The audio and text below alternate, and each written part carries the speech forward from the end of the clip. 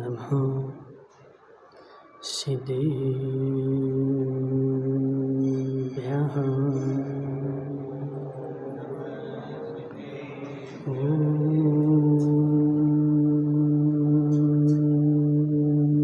नमः सिद्धेभ्यः।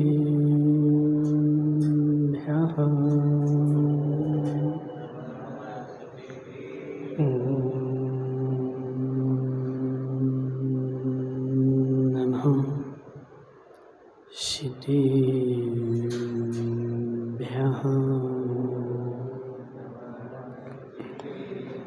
तज्जयति परं ज्योति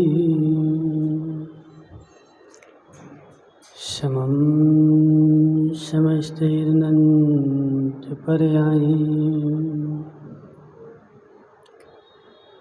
दर्पणतलविशकला प्रतिफलति पदार्थमालिका यत्र। नमो वरिहन्ताणं नमो सिद्धाणं नमो मायरीयाणं नमो अध्यायाणं नमो सभ्यसाहं। पंचपरमेष्टि भगवान के 1008 देवादेव शांतिनाथ भगवान के 1008 देवादेव सुपारसनाथ भगवान के आचार्य भगवान अमृत चंद्र स्वामी के आचार्य भगवान विशुद्ध सागर जी महाराज के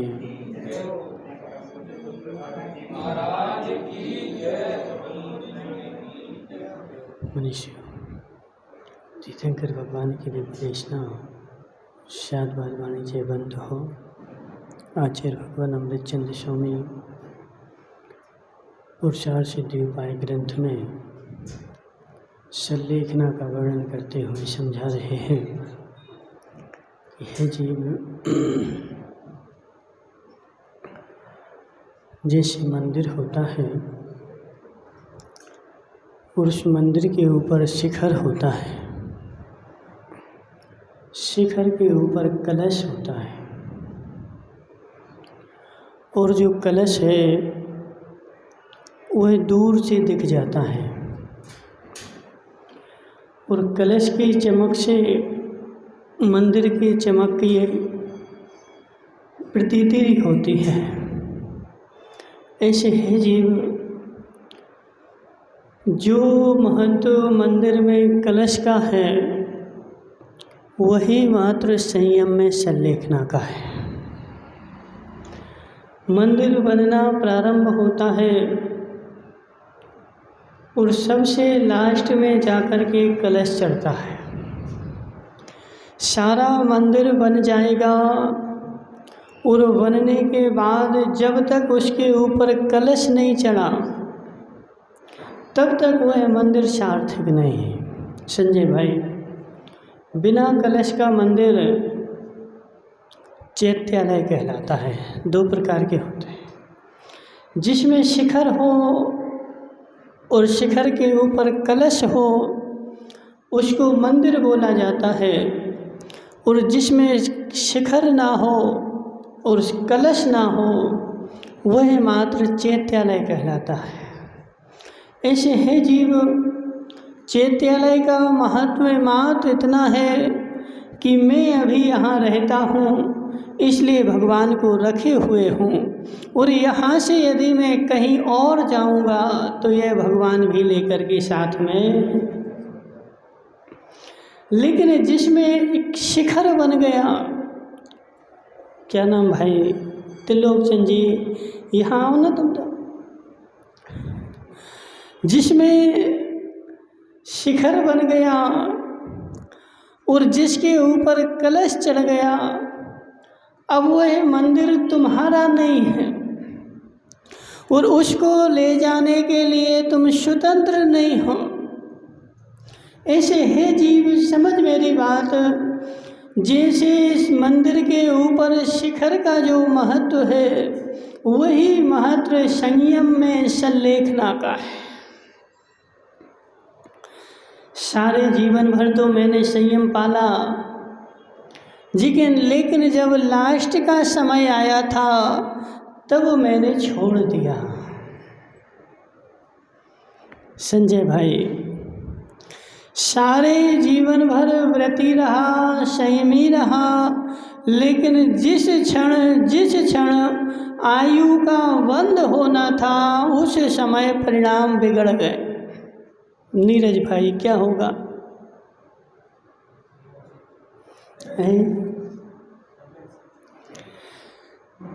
पूरे जीवन भर तो संयमित रहा, लेकिन जब आयु का बंद हुआ, उस समय उसके परिणाम बिगड़ गए। कौन सी आयु बनेगी? कौन सी आयु बनेगी? हे जीव, मुझे तुमसे कोई मतलब नहीं। तुम जीवन भर भले संयमी रहे हो, लेकिन जिस समय आयु कर्म का बंद होता है, उस समय जो तुम्हारे परिणाम होंगे, वही का आयु का तेरा बंद होगा। वहाँ कोई सुनने वाला नहीं है कि कल मैंने क्या किया था। विजय भाई, तुम तो पढ़े लिखे हो, ठीक है ना? और जब तुम पढ़ते थे तो रात दिन पढ़ाई करते थे, और रात दिन पढ़ाई करके और सारा याद किया, लेकिन जब परीक्षा हॉल में जा कर के बैठे तो वहाँ भूल गए, ठीक है ना? और उस पेपर में, कॉपी में तुमने लिख नहीं पाया। अब तुम क्या बोलोगे? जांचने वाले से बोलोगे कि नहीं, मैंने रात दिन पढ़ाई की थी। सुनेंगे तुम्हारी? क्यों?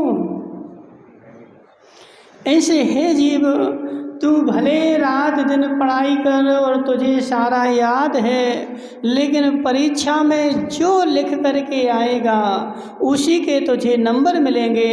ऐसे तूने जीवन भर कितना संयम पाला, कितने व्रत पाले, उससे मतलब नहीं है। तूने लास्ट में जब आयु कर्म बंध रहा था, उस समय तुम्हारे परिणाम कैसे थे? और जो आयु एक बार बंध जाएगी, उसको कोई बदलने वाला नहीं है। महेंद्र संगी, राजा शरणैक जानते हो कौन था? संगी था ना वो भी, है? तो संगी था कि नहीं था? है? संगी था कि नहीं था? हाँ, तो तुम्हारा रिश्तेदार था। राजा शरणैक संगी था, पंचेंद्रिय था, राजा था, और उसने क्या किया था कि मुनिराज के गले में सर्प डाला था, और सर्प डालते हुए 7वें नरक की आयु का बंद कर लिया। और एक बार बंद कर लिया, अब छूटने वाला। उसके बाद संजय भाई उसने व्रत, क्या बोलते हैं, अपने परिणाम सुधारे भी, अच्छे भी किए, और सुधारने के बाद छायक सम्यक दर्शन भी प्राप्त कर लिया। लेकिन वह छायक सम्यक दर्शन भी उसके नरक आयु को काट नहीं सका। तीर्थंकर की देशना भी उसने जाकर के सुनी, सामने बैठ कर के, अलग नहीं। और राजा भगवान महावीर स्वामी से प्रश्न भी किए। कितने किए थे संजय? 60,000 प्रश्न किए, लेकिन उसके बाद उसने एक प्रश्न और किया कि हे भगवान, मैं जब से आपका समवसरण लगा है तब से यहाँ बैठा हूँ और 60,000 प्रश्न कर चुका और सारी जिनवाणी सुन चुका और मेरे सामने हजारों, कितने, एक दो नहीं, कितने, हजारों लोग आए और दीक्षा लेकर के यहाँ बैठ गए और बहुत सारे को केवल ज्ञान भी हो गया, लेकिन आज तक मेरे परिणाम ऐसे नहीं हुए कि मैं दीक्षा ले लूँ। महेंद्र संगी, तुम्हारे हुए कि नहीं हुए? नहीं, ठीक है। तो इसीलिए तो हमने तुमसे बोला ना कि वो राजा सैनिक के भी नहीं हुए और तुम्हारे भी नहीं हुए, तो तुम दोनों जन रिश्तेदार हो गए ना। हे जीव, 60,000 प्रश्न करने के बाद और समवसरण में तीर्थंकर के सामने बैठे और हजारों दीक्षाएं हो गईं, लेकिन फिर भी मेरा ऐसा मन नहीं हुआ कि मैं दीक्षा ले लूं। तो भगवान ने क्या बोला कि हे जीव, तुम्हारे हुए भी नहीं है और होंगे भी नहीं। क्यों? क्योंकि तुमने नरक आयु का बंद कर लिया है और जिसने नरक आयु का बंद कर लिया है वह संयम ग्रहण के भाव उसके नहीं हो सकते और संयम ग्रहण के साथ वह मुनिराज को आहार भी नहीं दे सकता। ऐसा सिद्धांत का नियम है। क्या क्या नियम है? महेंद्र संगी बोलो ना। भाव ही होते ना अकेले। हे जीव समझ मेरी बात। जिसने नरक गति का बंद कर लिया है वह जीव मुनिराज को आहार दान के भाव बाहर से तो दे सकता है। संजय भाई, गूढ़ सिद्धांत में जाओ, बाहर से नहीं दे पाए ऐसा नहीं है, बाहर से तो दे सकता है, लेकिन जो अंतरंग की परिणति है, जो राम सीता की थी, उस धन्य कुमार की थी, उसकी माता की थी, वैसी परिणति नहीं बनेगी। और नरक का आयु का बंधक जीव संयम तो ले सकता है, लेकिन कौन सा संयम? मात्र बाहर से द्रव्य संयम, अंदर से जो भाव संयम है ना, भाव संयम नहीं ले सकता और भावों के साथ वह मुनिराज को आहार नहीं दे सकता। मात्र बाहर से तो पुनी संगी से बोलो महाराज आए हैं, देखो इतने दिन हो गए। अब वो नवरत्न टोंगिया बोलेगा इतने दिन हो गए, तुमने चौका नहीं लगाया। चलो लगा लेते हैं चौका। क्यों? क्योंकि कोई कौका के हैं। हे जीव, हम तुम्हारे चौके लगाने का विधान नहीं बता रहे, हम आगम का विधान बताए कि जिसके नरक गति का बंद हो, नरक आयु का बंद हो चुका है, उस जीव को मुनिराज के हाथ पर ग्रास रखने के उसके भाव नहीं होंगे जैसे राम सीता के हुए थे। दिनेश भाई पद्म पुराण पढ़ लिया? पढ़ रहे ना? अभी उसमें एक प्रकरण आएगा। एक दिन सीता, राम, लक्ष्मण जंगल में थे। कहाँ थे? जंगल में कुटिया बना करके रहते थे, दंडक वन में। और उस वन में रहते हुए रामचंद्र जी अपने बाहर बैठे थे और सीता भोजन बना रही थी। और सीता भोजन बना करके और एकदम से बाहर आ गई रामचंद्र जी के पास कि हे स्वामी, आज मेरे भाव हो रहे हैं। कैसे?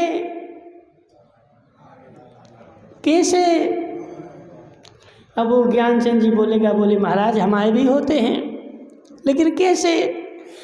चलो आज जयपुर घूमे आए, चलो आज पहाड़ पे घूमे आए, क्या नाम है संगी के, राकेश संगी, चलो आज होटल में भोजन कर आए। देखो आजकल की देवियों के ऐसे ही भाव होते। राकेश संगी, पुनीत संगी सत्य है कि नहीं? तुम्हारी देवी फोन करेगी, हे देवता आज मुझे भाव हो रहे, कैसे? चलो होटल में भोजन करने चले, चलो पार्क में घूमने चले। हे जीव, जिसको ऐसे भाव हो तो समझ लेना बेचारे की गति बिगड़ चुकी है। जिसकी गति अच्छी होनी हो माता हो, जिसकी गति अच्छी होनी हो उसको स्वप्न भी अच्छे अच्छे आते हैं, और जिसकी गति बिगड़ गई हो उस बेचारे को स्वप्न भी वैसे आएंगे, और स्वप्न ही वैसे नहीं आएंगे, भाव भी वैसे बनेंगे। तीर्थंकर की माता के गर्भ में तीर्थंकर आने वाले हैं, 16 स्वप्न आए अच्छे अच्छे। ऐरावत हाथी देखा, सिंह देखा, फूल माला देखी, भगवान का पांडव शिला पर अभिषेक देखा, ऐसे ऐसे स्वप्न देखे। लेकिन महेंद्र संगी की देवी बोलेगी कि आज हमें स्वप्न आया है कि अपन दोनों बैठे होटल में भोजन कर रहे हैं। हे स्वामी, मेरे स्वप्न को साकार कर दो और चलो अपन भोजन करें। कहाँ? हे जीव, सीता के भाव बने। पुनीत संगीत, तुम्हारी सीता के बने ऐसे कभी भाव? कैसे कैसे? हाँ, चलो होटल में भोजन करें। सीता के ऐसे भाव नहीं बने कि चलो अपन होटल में भोजन करें। हे स्वामी, आज मेरे भाव हुए, आज मैं भोजन बनाए, और भोजन बनाते हुए मेरा मन ऐसा बोल रहा था कि आज हम किसी दिगंबर मुनिराज को भोज आहार दान दें।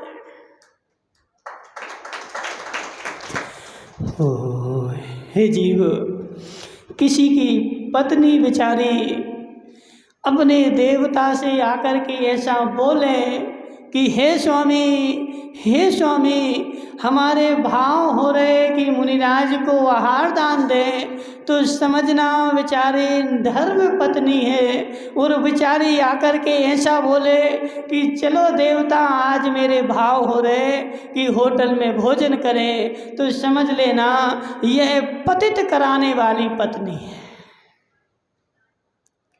नरक के द्वार को खोलने वाली है बेचारी, क्योंकि स्वयं भी जाएगी और दूसरे को भी ले जाएगी। लेकिन सीता के ऐसे भाव नहीं हुए, क्योंकि संजय भाई, सीता जो है अभी निकट भाव में मोक्ष जाने वाले हैं। रावण जो है निकट भाव में मोक्ष जाने वाले हैं, और राम जो है वो उसी भाव से मोक्ष चले गए। अब जिसकी गति जैसी होगी मति भी तो वैसे ही होगी कि सीता के भाव हुए, हे स्वामी आज मेरे भाव हुए कि आज मैं मुनिराज को आहार दान दूं। राम ने क्या बोला? हे सीते, भाव तो बहुत अच्छे हैं, भाव तो बहुत अच्छे हैं। जब अपन अवधपुरी में रहते थे तो मुनिराज को रोज पड़गाहन करके और मुनिराज का आहार दान करते थे, लेकिन ऐसे बीच जंगल में कहाँ मुनिराज मिलेंगे? इस घनघोर जंगल में जिसमें वर्षों वर्षों कोई मनुष्य का आगमन नहीं होता है, ऐसे घनघोर जंगल में मुनिराज कहाँ मिलेंगे? नहीं स्वामी, आज मेरे भाव हुए हैं, आज मेरे भाव हुए हैं। हे जीव, जब भाव होते हैं तो तीर्थंकर भी आ जाते, लेकिन भाव होना चाहिए। भाव होते हैं तो तीर्थंकर का आगमन भी हो जाता है। भवि भागन वश जोगे वसाए। भव्यों का अब नवरत्न टोंगिया जाए किनके पास? भगवान महावीर के पास। चलो भगवान महावीर निभाई में चलो, तुम निभाई में समवसरण लगाना, निभाई में लोगों को देश ना देना, तो तुम्हारे कहने से महावीर आने वाले नहीं है। भवि भागन वश जोगे वसाए। जिन जिन जीवों के पुण्य का उदय होता है वहाँ भगवान का समवसरण अपने आप चला जाता है, किसी को ले नहीं जाना पड़ता।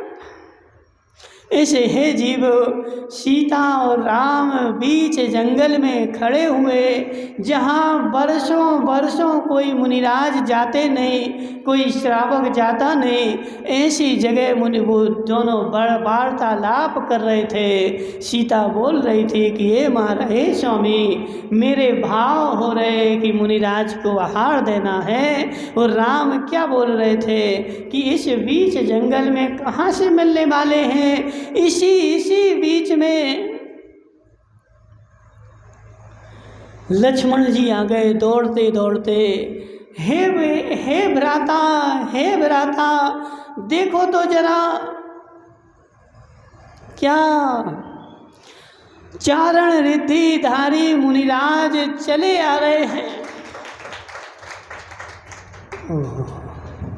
और उन चारण रिद्धिधारी मुनिराज की प्रतिज्ञा थी, क्या प्रतिज्ञा थी? आज बीच जंगल में यदि मुझे कोई पड़गाएगा तो मैं आहार करूँगा, और जंगल में यदि कोई नहीं पड़गाएगा तो आज मेरा उपवास है। और ऐसी विधि लेकर के वह जंगल की तरफ निकल गए। और उन मुनिराज ने वैसी विधि ली और सीता के भी वैसे ही भाव बने।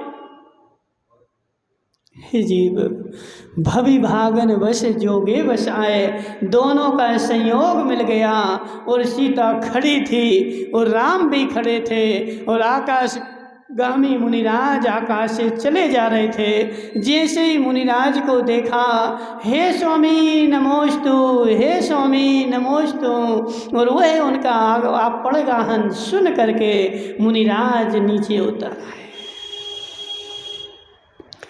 राम सीता ने दोनों ने मिलकर के मुनिराज का पड़गाहन किया। और पड़गाहन करने के बाद अंदर ले गए और अंदर ले जा कर के आहार बनाया नहीं। कमला भाई सुनो हमारी बात, आहार बनाया नहीं, जो बन चुका था उसी का आहार दे दिया। ऐसा नहीं कि अब मुनिराज आ गए चलाओ गैस। हे सुनील भाणजा, हे सुनील भाणजा, मुनिराज को देख करके यदि तूने गैस चलाया यह भी महान दोष है, और मुनिराज को तूने गरम गरम बना के खिलाया यह भी तेरा दोष है। अशोक भाई पहले से बना ले, और पहले से बनाने के बाद तेरे भाव यदि हुए तो मुनिराज को आहार दे दे, और नहीं हुए तो तू स्वयं खा ले। संजय भाई सत्य है कि नहीं? ऐसे भाव सीता के हुए और उन चारण रिद्धिधारी मुनिराज को आहार दिया। पहले से आहार बन चुका था और वह चारण रिद्धिधारी मुनिराज को आहार दिया। उस दंडक वन में, और उस दंडक वन में एक गिरध पक्षी पेड़ पर बैठा था। वह देख रहा था, वह गिरध पक्षी पेड़ पर बैठा बैठा क्या देख रहा था? मुनिराज देखो कैसे आहार करते हैं, और वह आहार देख करके उसकी विशुद्धि बढ़ रही थी। अनुमोदना कर रहा था ना, आहार देख करके खुश हो रहा था और खुशी होकर के अपनी विशुद्धि बढ़ा रहा था और उसकी विशुद्धि बढ़ती चली जा रही थी, बढ़ती चली जा रही थी और मुनिराज का आहार यहाँ हो रहा था। और जैसे ही मुनिराज का आहार पूर्ण हुआ, वह गिरध पक्षी क्या हुआ, जो नीचे पानी टपका था ना, उस पानी में आकर के लौट गया। वह पानी का उसने सेवन कर लिया और जैसे ही उस पानी का उसने सेवन किया, उसके सारे पंख जो थे वह सोने के हो गए। ओहो, अब वह भी कितना विवेकी था, पहले नहीं आया। कब आया? कब आया? जब आहार पूर्ण हो चुका। और वह गिरध पक्षी भी कौन था? संजय भाई, वह गिरध पक्षी कौन था? हो देखो, नवरत्न पंडित बन गया है। उस दंडक जो वन है ना, वह वन पूर्व काल में एक नगर था। और उस नगर में क्या हुआ कि उस राजा ने एक मुनिराज के ऊपर उपसर्ग किया और उस उपसर्ग के फलस्वरूप वह सारा नगर जल करके राख हो गया। और उन मुनिराज ने बोला कि इस नगर में युगों युगों तक कोई मनुष्य नहीं रहेगा। और वह सारा नगर उजड़ करके जंगल बन गया। और वह जो राजा था ना, वह भी नरक में जाकर के अन्य कुयोनियों में भटक करके और उस जंगल में गिरध पक्षी बना था। और गिरध पक्षी बनने के बाद उसके पूर्व के फल उसने भोग लिए और अब वह जटायु बन करके उस पेड़ पर बैठा था। मुनिराज, उस पूर्व भव के मुनिराज की उसको जाति स्मरण हो गया और उसकी विशुद्धि बढ़ गई। और इस भव में जाकर के उसने उन मुनिराज के आहार दान को देख करके, देखो संजय भाई, जैसे कर्म किया है कटेगा भी वैसे। अब हम क्या करते हैं महेंद्र संगी, हम क्या करते हैं कि क्या करेंगे, घर में जाकर के देवी को डंडे से पीटेंगे और भगवान से जाकर बोलेंगे, हे भगवान क्षमा कर दो, हमने गलती की। भगवान कौन होता तुम्हें क्षमा करने वाला? जिससे तुम्हारी गलती है ना, उससे क्षमा मांग, उससे क्षमा करवा, तो तू क्षमा का पात्र होगा। और वो गलती तो करता है देवी से अशोक भाई, और क्षमा किससे मांगता है?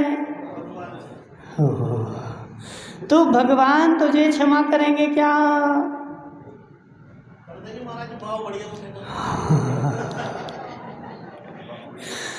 हे जीव, हे जीव, भगवान से तूने गलती की नहीं ना, और भगवान क्षमा कर देंगे तो देवी शांत हो जाएगी क्या?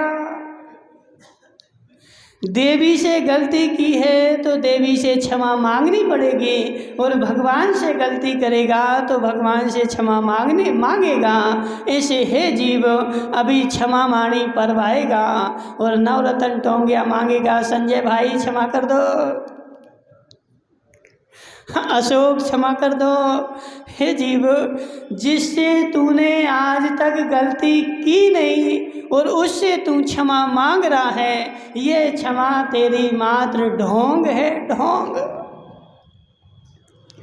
जिससे तूने गलती की है, जिसके प्रति तू अपने मन में क्रोध के भाव बैठा ले है, वह क्रोध के भाव छोड़ करके और उसके चरण छू करके क्षमा मांग। अशोक भाई मांग लोगे किससे? कि देवी से? इसलिए हे जीव, समझ मेरी बात। उस दंडक राजा ने महाराज के ऊपर उपसर्ग करके कर्म बंद किया था, और उस कर्म बंद के फलस्वरूप वो गतियों में भटकता रहा। लेकिन फिर जाकर के उसके कर्म कहाँ कटे? उसी दंडक वन में और उन्हीं मुनिराज के निमित्त से आहार दान देखने के बाद जब उसने अपनी विशुद्धि बढ़ाई तो उसके कर्म कटे। ऐसे हे जीव, जिस निमित्त से कर्म बंद करेगा उसी निमित्त से काटने पड़ेंगे, अन्य निमित्त से तेरे कटने वाले नहीं हैं। वह पक्षी जो था गृध्र, वह नीचे पानी में लौट गया। ऐसा कहाँ लिखा? विमल मार्ट साहब। और बेचारा तो उसने एक भजन गा लिया है कि मुक्ति दिला, तो सुबह भी गाएगा, शाम को भी गाएगा, दोपहर में भी गाएगा। हे विमल मार्ट साहब, ये भजन गाने से मुक्ति नहीं होने वाली। इन भजन गाने से मुक्ति नहीं होने वाली जब तक जिनवाणी का स्वाध्याय नहीं करेगा और उस जिनवाणी को आत्मसात नहीं करेगा। ऐसी बात पद्म पुराण में आचार्य भगवान रवि शरण स्वामी ने लिखी है कि वह भाव भक्ति में विभोर होकर के गृध्र पक्षी उस पानी में लौट गया और उस पानी में लौटा। उसके सारे पंख जो थे स्वर्णमय हो गए, चूँकि मुनिराज जो थे वह चारण रिद्धिधारी थे और रिद्धि के ज्ञाता थे। और उन मुनिराज ने उस गृध्र पक्षी की भाषा पढ़ ली और उस गृध्र पक्षी से मुनिराज जो थे चर्चा करने लगे। संजय भाई सुन मेरी बात, यहाँ भाव की बात चल रही ना, भाव की। वह भाव किसके नहीं होंगे? जैसे सीता के भाव हुए कि आज मुझे मुनिराज को आहार दान देना है, जबकि नगर में मुनिराज थे नहीं। दूर दूर मुनिराज का कोई आने का समाचार नहीं था, फिर भी सीता के भाव हुए, क्योंकि सीता की दुर्गति का बंध नहीं हुआ था। यदि दुर्गति का बंध हो जाता तो ऐसे भाव नहीं होते। वह गृध्र पक्षी भी उसमें पानी में लौट गया और लौट करके त्रिलोकचंद जी, क्या तुम्हारे भाव उस गृध्र पक्षी के जैसे हुए? लौट करके उसके भाव क्या हो रहे? संगी है, पंचेंद्रिय है, संगी है। कौन? गृध्र पक्षी। गृध्र पक्षी भी संगी है। अब तुम ही अकेले संगी नहीं हो महेंद्र भाई, ठीक है ना? वह गृध्र पक्षी भी संगी है, श्वान भी संगी है कि नहीं है? हाँ ना, तो बोलो अशोक भाई, श्वान संगी है।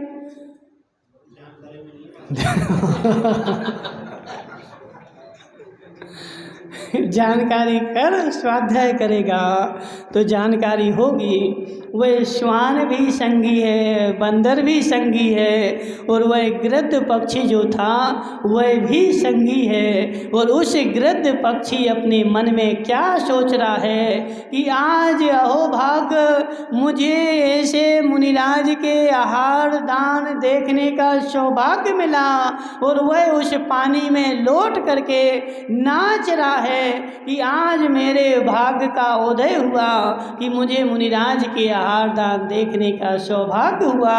और उसकी विशुद्धि बढ़ गई, और बढ़ने के साथ वह क्या सोचा कि मैं प्रतिमा धारण कर लूं।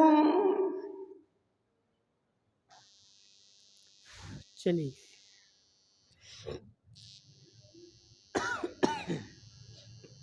कौन सोच रहा है? संजय भाई, कौन सोच रहा है? गृध्र पक्षी। गृध्र पक्षी, थोड़ी इसकी ईको वगैरह बढ़ाना। गृध्र पक्षी सोच रहा है कि मैं आज प्रतिमा धारण कर लूं, लेकिन मन ही मन में क्या सोच रहा है कि मेरी देवी तो है नहीं है। पुनि संगी, देवी होती तो वह शोले का भोजन बना बना के मुझे खिलाती। मैं अकेला हूँ, मुझे कौन शोले का भोजन देगा। और ऐसा सोच रहा था, और ऐसा सोचते हुए मुनिराज ने उसके मन की बात पढ़ ली। और मन की बात पढ़ करके उस गृध्र पक्षी से मुनिराज चर्चा करने लगे कि हे गृध्र पक्षी, हे भव्य जीव, हे संगी जीव, तू टेंशन मत कर, जो तेरे मन में भाव हुए हैं वह तू कर डाल। ऐसा मुनिराज ने बोला और सीता ने सुन लिया। और सीता क्या बोलती है कि हे मुनिराज, आप किससे बातें कर रहे हैं, हम दोनों तो चुप हैं, आप किससे बोल रहे हैं। मुनिराज बोले कि हे सीते, मैं इस गृध्र पक्षी को संबोधन दे रहा हूँ। ये पूर्व भाव में इस नगर का राजा था और अपने कर्म करके गृध्र पक्षी बना है, और अनंत पर्यायों में भटकने के बाद आज इसकी काल लब्धि उजागर हुई है। आज इसकी काल लब्धि उजागर हुई है और यह सोच रहा है कि मैं प्रतिमाधारी बन जाऊं, मैं व्रत नियम ले लूं, लेकिन आगे भी सोच रहा है कि मेरे व्रतों का पालन कौन करवाएगा। सीता तुरंत उमड़ पड़ी, हे महाराज, दे दो इसको व्रत, इसके व्रतों का पालन मैं करवाऊंगी। हे माताओं, हे माताओं, बेचारी स्वयं का बेटा सीता से पूछो कि वह गृध्र पक्षी का भोजन क्या है। सुनील भाणजा, गृध्र पक्षी देखा कभी? कब देखा? ओह बेचारा, देखो अब क्या करें। गृध्र पक्षी देखा किसी ने? कैसा होता है? काला होता है। क्या खाता है? हे जीव, समझ मेरी बात। वह गृध्र पक्षी मांस के अलावा कुछ नहीं खाता है, उसका भोजन ही मांस है, और वह प्रतिमाएं धारण कर रहा है। इसको बोलते हैं कि उसकी दुर्गति का बंध नहीं हुआ है, उसकी काल लब्धि निकट आ गई है। उस गृध्र पक्षी के भाव हो गए मैं प्रतिमा धारण करूं, और सीता के भाव हो गए कि मैं इसकी प्रतिमाओं का पालन कराऊं। लेकिन आज माताओं, तुम्हारा बेटा स्वयं का, एक बार वो है ना, वो टोंगिया, पदम टोंगिया का बड़ा बेटा, छोटा बेटा कौन सा है? वो जयपुर में रहता है ना। छोटा है बड़ा है? छोटा है ना, क्या पवन नाम है। वो बोले महाराज, मैंने आलू प्याज का त्याग किया, मेरे सारे रिश्तेदार आ गए समझाने के लिए। निभाई वाले नहीं, कौन? सारे रिश्तेदार आ गए, बोले क्या कर रहा है, तुझे ज्ञान है कि नहीं? इतनी सी उम्र में आलू प्याज का त्याग करेगा? किसके लिए? त्याग करवाने के लिए नहीं आए। त्याग करवाने के लिए सारे रिश्तेदार आ गए। अब जो त्याग का अनुमोदना करने आया है, नियम से बेचारे सबकी दुर्गति का बंध हो चुका है।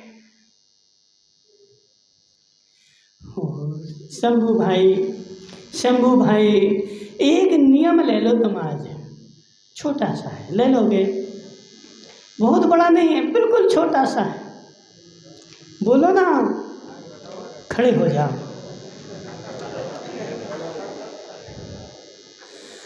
यदि कोई जीव व्रत नियम ले रहा होगा तो मैं उसके तोड़ने की अनुमोदना नहीं करूँगा।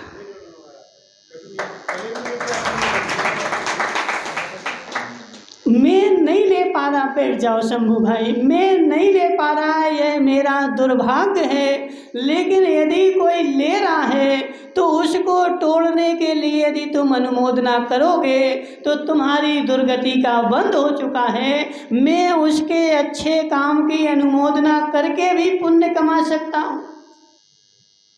महेंद्र संगी, कम से कम इतना तो नियम ले ले कि किसी के नरक गति के लिए मैं सहकारी नहीं बनूंगा। महेंद्र संगी, अब किसी में तुम्हारा बेटा भी आ गया, तुम्हारी देवी भी आ गई। माताओं, ऐसा होता कि नहीं, स्वयं का बेटा रात्रि भोजन का त्याग करके आ जाए, अब माता क्या कहेगी? क्या कहेगी बताओ? अभी तो उम्र छोटी सी है, इतनी सी उम्र में तूने त्याग कर दिया, सारी उम्र कैसे कटेगी, कैसे चलेगा?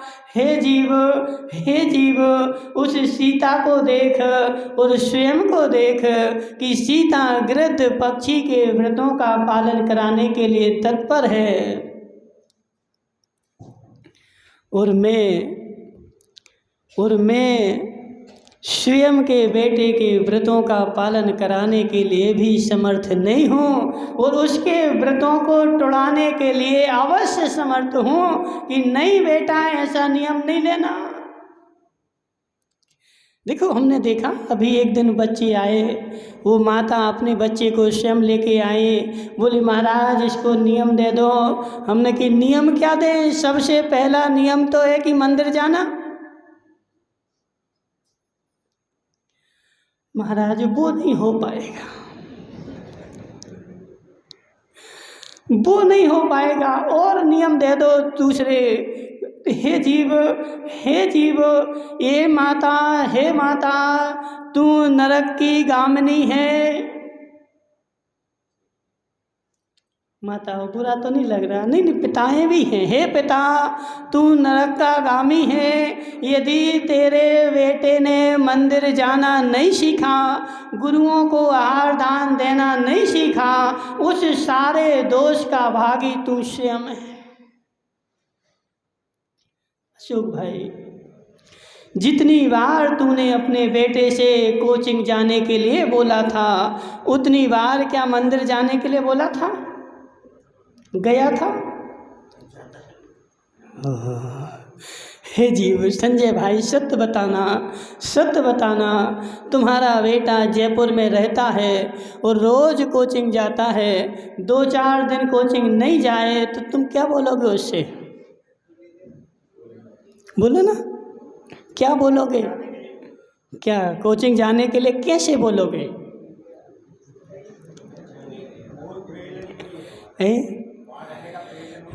कैसे बोलोगे?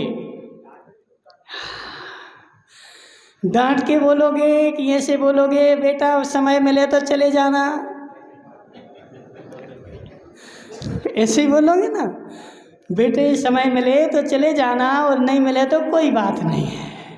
हे जीव, यदि कोचिंग नहीं जाए तो तुम उसके ऊपर चढ़ बैठेगा कि क्यों नहीं गया, क्या कर रहा था, और मंदिर नहीं जाए तो कोई बात नहीं, चल जाएगा, समय मिले तो चले जाना, नहीं मिले तो कोई बात नहीं। हे ज्ञानचंद जी, तू भूल में मत रहना, ये सारा कर्म का बंध तुझे ही होगा, क्योंकि तेरे बेटे की जिम्मेदारी तुम्हारी थी। अब उस मुकेश बनेठा से मिल। मुकेश भाई बनेठा, खड़े हो जाओ, सत्य बताना, तुम अपने बेटे को 55 में मंदिर साथ में ले गए थे कि नहीं ले गए? ले गए ना? और नहीं भी जा रहा था तब भी ले गए कि जाना ही पड़ेगा। और उसको आज ऐसी आदत पड़ी कि वह बिना मंदिर जाए, बिना मुनिराज के दर्शन किए भोजन भी नहीं करता। अब ये संस्कार डाले किसने? मुकेश भाई डाले तुमने ना, ये तुम्हारी मेहनत का फल है। और वह मंदिर जाएगा, महाराज को दान देगा, सेवा करेगा, उसका फल पिता को भी लगेगा। और किसी का बेटा बेचारा बाजार में जा कर के दारू पिएगा, पिज्ज़ा खाएगा, मुर्गा खाएगा और मंदिर नहीं जाएगा, उस सारे पाप का भागीदारी माता पिता भी होंगे। बैठ जाओ मुकेश भाई, बचने वाले नहीं हो तुम। कितनी मायाचारी कर लो महाराज, मैं तो बोलता हूँ वो जाता नहीं है। तूने आज तक दम से बोला क्या? संजय भाई, आज तक तूने दम से बोला क्या? आज तक तूने डांट करके बोला क्या?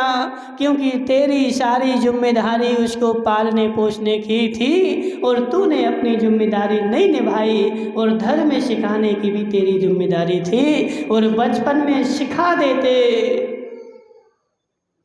और बराबर बराबर प्रेशर बना रहता। किसी बोले नितिन भाई, नितिन जो बैठा ना वो कुर्सी पे, तुम्हारा बेटा है वो मुर्गा खाता है? क्या खाता है? कुछ भी नहीं खाता। आलू प्याज खाता, मुर्गा खाता है, रोटी खाता है। तो रोटी खाना उसको किसने सिखाया? और मुर्गा नहीं खाना उसको किसने सिखाया? अपने आप सीख जाता है। हे जीव, जो तू घर में खाता था और तुम्हारा बेटा देखता था, तो उसने तुम्हें खाते हुए देख करके वह सारा सीख लिया। अब जो अन्य संप्रदाय में पैदा होगा, जिसके घर में मुर्गा खाया जाता है, वह मुर्गा खाना सीख लेता है। और जिसके घर में दाल रोटी खाई जाती है, वह दाल रोटी खाना सीख लेता है। तू जो सिखाएगा वो सीख लेगा, और नहीं सिखाएगा तो तुझे भी कर्म का बंध होगा। इसलिए हे जीव, तेरे बेटे की सारी जिम्मेदारी तुम्हारे ऊपर है। महेंद्र संगी, अब वह कुछ भी करे लेकिन उसके कर्म का बंध तुम्हारे पास भी है। वह सीता ने किसके व्रतों का पालन करवाया? गिरध पक्षी का जिसने प्रतिमा ले ली, और प्रतिमा लेने के बाद मद मांस मधु रात्रि भोजन सबका त्याग कर दिया, और सीता ने अपने बेटे की तरह उस गिरध पक्षी को पाला, उसके व्रतों का पालन करवाया सारे जीवन भर। अब वह सीता ने भी कितने पुण्य का बंध किया संजय भाई। लेकिन आज की सीताएं बेचारी, एक वो सीता थी जो गिरध पक्षी को भी व्रतों का पालन करवा सकती है, और आज की बेचारी सीता है कि अपने बेटे के व्रतों को पालन नहीं करवा सकती। महेंद्र संगी, सत्य है कि नहीं? हे जीव, विचार सोच जरा, कहीं ऐसा तो नहीं मेरे नरक गति के बंध का कारण बंद हो चुका हो और मैं नरक में जाने वाली हूँ। बाहर से करना अलग चीज है, लेकिन अंतरंग से वैसे भाव आना अलग चीज है।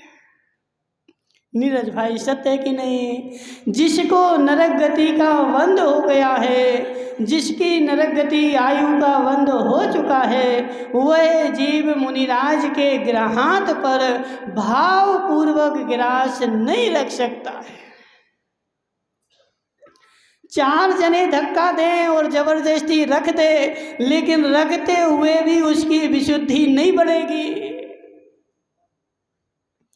क्योंकि नरक आयु का बंध हो चुका है। उसको व्रत संयम लेने के भाव भी नहीं होंगे, और बाहर से ले भी लेगा, लेकिन अंतरंगी से उसकी परिणति व्रतों की नहीं बनेगी। उसी की बनेगी जिसने देव गति का बंध किया हो या किसी भी आयु का बंध ना किया हो। ऐसा सिद्धांत का नियम है। बोलो।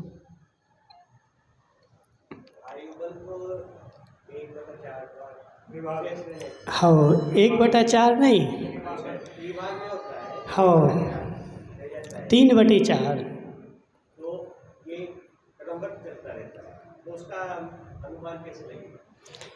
देखो नीरज भाई, ये चीज़ें अनुमान में नहीं आती हैं, ठीक है ना, क्योंकि किसकी कितनी आयु है जी अवधि ज्ञान मना परे ज्ञान केवल ज्ञानी के गम में है, ठीक है ना। लेकिन जिसकी आयु बंद हो चुकी है उसके वैसे भाव होंगे ही नहीं। हाँ, ठीक है, इसको अपन प्रत्यक्ष में लगा सकें ऐसा हमारे पास कोई प्रमाण नहीं है, मात्र एक अपन अनुमान लगा सकते हैं और स्व का अनुमान लगा सकते हैं, दूसरे का नहीं। किसका? स्व का अनुमान लगा सकते हैं कि मैं महाराज की सेवा कर रहा हूँ दूसरे को दिखाने के लिए, या 4 लोगों ने बोला इसलिए, या मेरे चैतन्य निज आत्मा ने बोला इसलिए। यदि तुम्हारी स्व की परिणति अंदर से बोल रही कि मेरे नगर में मुनिराज हैं, मैं उनकी सेवा करूं, यदि अंतरंग से ऐसे भाव तुम्हारे बने हैं तो समझना कि नरक आयु का बंध नहीं हुआ है, और जबरदस्ती यदि जाना पड़ रहा है और नहीं जा रहा है और भाव ही नहीं हो रहे, समझो बात को, भाव ही नहीं हो रहे तो समझ लेना कि तुम्हारी नरक आयु का बंध हो चुका है या होने वाला है। ये देखो बात दिखावे वाली अलग होती है। अब नवरत्न टोंगिया तुम्हारे नगर में मुनिराज होंगे, बेचारा 4 महीने में एक बार भी दर्शन करने नहीं जाएगा, लेकिन कहाँ जाएगा? तो केरल में कोई मुनिराज हैं तो वहाँ दर्शन करने जा रहा है। समझ जरा बात को समझ, तेरे नगर में मुनिराज हैं, तूने 4 महीने में आज तक कभी आहार दान नहीं दिया, कभी मुनिराज के दर्शन करने नहीं गया, और बीच रोड पे यदि मुनिराज मिल भी गए, ये राजस्थान की तो खासियत है। क्या मुनिराज रोड पे जा रहे होंगे और बेचारा कोई जैन भी जा रहा होगा तो वहीं वो मुर्गा जैसी मुंडी ऐसी ऐसी हिला लेगा, वो मुर्गा होता ना मुर्गा, उसी गाड़ी पे ऐसे मुंडी हिलाएगा, नीचे नहीं उतर पाएगा। यह राजस्थान समझ लेते हैं, मुझे राजस्थान का है। और यदि एमपी का बुंदेलखंड का होगा, कितना बड़ा आदमी हो, मंत्री भी होगा जैन समाज का, तो वह अपनी गाड़ी साइड में रोक करके मुनिराज के पहले दर्शन करेगा फिर आगे जाएगा। लेकिन राजस्थान का होगा विमल मार साहब तो मुर्गा जैसी मुंडी हिलाएगा गाड़ी पे बैठे बैठे। ऐसा होता कि नहीं शंभू भाई? अब हे जीव अपनी परिणति समझ। अब नवरत्न बंटोंगिया बोलेगा, बोले महाराज बहुत भक्त है, बहुत भक्ति है। काहे की भक्ति है उसके पास? नगर के मुनिराज के तो दर्शन नहीं कर रहा है और 1000 किलोमीटर जा रहा है मुनिराज के दर्शन करने। वह बेचारा मिथ्या दृष्टि है, उसके पास कोई भक्ति नहीं है कि वो एक बुंदेलखंड में कहावत बोलते हैं कि घरे आए नांगने पूजे और वामी पूजन जाए। नहीं है ऐसा? घर में नाग निकल जाए कालिया तो क्या करोगे महेंद्र संगी? घर में कालिया नाग निकल जाए माताओं तो क्या करोगे? डंडा मार के भगाएंगे, पकड़ने वाले को बुला करके पकड़वा के बाहर भगा देंगे। और जब नाग पंचमी आएगी तो वहाँ बामी में ढूंढे जाएंगे, हे नागराज, हे नागराज। ऐसा कैसा तुम्हारा देवता? संजय भाई उसी देवता की तू पूजन करता है और वही देवता तेरे घर में आ जाए तो तू डंडा मार के भगाता है। शंभू भाई सत्य है कि नहीं? तो ऐसे जैसे वह करते हैं ऐसे ही तो तू हो गया कि नगर में मुनिराज आए हैं, आज तक कभी गया नहीं है, लेकिन 1000 किलोमीटर दूर जा कर के बोले कहाँ जा रहे हैं? बोले महाराज के दर्शन कर। इसको बोलते हैं ये भाव नहीं है, भाव नहीं है, ये मात्र क्या है? ऊपरी ऊपरी है, बाहर बाहर का है। जब अंदर से होता है तो सब में समानता आती है, और बाहर बाहर से होता है तो मात्र एक तरफा आती है। ऐसा तो मिथ्या दृष्टि नरक आयु का बंधक ऐसा तो कर सकता है। संजय भाई समझ में आ रहा कि नहीं? क्या आ रहा है? हे जीव, हे जीव, कोई मुनिराज के पास जा रहा हो इसका मतलब यह नहीं कि उसके नरक आयु का बंध नहीं हुआ है। उसके भाव कितने हैं, अंतरंग की परिणति क्या चल रही? अंतरंग की परिणति उसकी रह नहीं सकती। मुनि को दे आहार फिर निज करे आहारे, उसकी परिणति ऐसी बनेगी। और नहीं भी दे पाएगा तो अपनी अपनी आत्मा को कोसेगा कि हे भगवान मैं कितना अभागा हूँ कि मेरे नगर में मुनिराज हैं लेकिन मैं आहार नहीं दे पा रहा। ऐसी परिणति किसकी बनेगी? जिसके नरक आयु का बंध नहीं हुआ है, और जिसके नरक आयु का बंध हो चुका है उसके बेचारे के कभी भाव ही नहीं बनेंगे। और भाव बनेंगे भी तो कैसे? अब वो विमल मार साहब बोल रहे हैं, बुरा तो नहीं लगेगा? अब विमल मार साहब एक बार आएगा हार दान देने और फोटो खिंचवाएगा, हमारी फोटो खींच दो, और फोटो खिंचवा करके पेपर वाले को 2-5 हज़ार रुपये देगा, और उस पेपर में फ्रंट पेज पे छपनी चाहिए मार साहब आहार दे रहे, और फ्रंट पेज पे आ जाए। जबकि बेचारे ने 4 महीने में एक ही बार दिए, और वो भी काहे के लिए कि हमारी फोटो छप जाए। संजय भाई तो ऐसे परिणाम करके तो नरक आयु का बंधक भी कर सकता है, लेकिन जिसकी नरक आयु का बंध नहीं हुआ होगा उसके परिणाम अंदर से बनेंगे, और जिसके नरक आयु का बंध हो चुका है उसके अंतरंग के परिणाम सफल होने वाले नहीं हैं। इसलिए हे जीव, अपने अपने परिणाम को मिलाना, दूसरे के नहीं। किसके? स्वयं के परिणाम को टटोल के देखना, कहीं मेरे नरक आयु का बंध तो नहीं हो गया। मेरे नगर में मुनिराज हैं, मुझे कभी आहार दान देने के भाव नहीं बने, मुझे कभी व्रत संयम लेने के भाव नहीं बन रहे। कहीं ऐसा तो नहीं कि मेरी नरक आयु का बंध हो गया हो। इसलिए हे संजय भाई, अपने परिणामों को टटोलना और तैयारी करना। किसकी? समाधि नहीं, समाधि अलग होती है, संलेखना अलग होती है, ठीक है ना? तो संलेखना की तैयारी के लिए हे जीव, अपने भावों को टटोलना। जिसने नरक आयु का बंध कर लिया होगा उसके भाव संलेखना करने के बनेंगे ही नहीं, उसके तो भोग भोगने के बनेंगे। क्या करो? भोग भोगो, खूब भोग भोगो, रसगुल्ला गुलाब जामुन सब खाओ पियो और ऐश करो। फिर अगले भाव में पता नहीं मिलने वाले हैं कि नहीं। एक व्यक्ति था नवरतन भाई, वो खूब गुटखा खाता था। क्या नाम है इनका? शंभूनाथ जी। वो खूब गुटखा खाता था। उससे बोला, हे जीव, गुटखा छोड़ दे, गुटखा खाएगा तो नरक में चला जाएगा, वो फिर वहाँ गुटखा नहीं मिलेगा। तो बोला, महाराज जी इसीलिए तो खा रहे। इसीलिए तो खा रहे ना, यहाँ मिला है तो अच्छा जी भर के खा लो। अब वो नरक में कौन गुटखा देने वाला है, इसलिए हम जी भर के खा लें। इसलिए हे जीव, यहाँ तुम कुछ भी कर ले, जितना करना है कर ले, लेकिन अगला भाव तेरा सुधरने वाला नहीं है।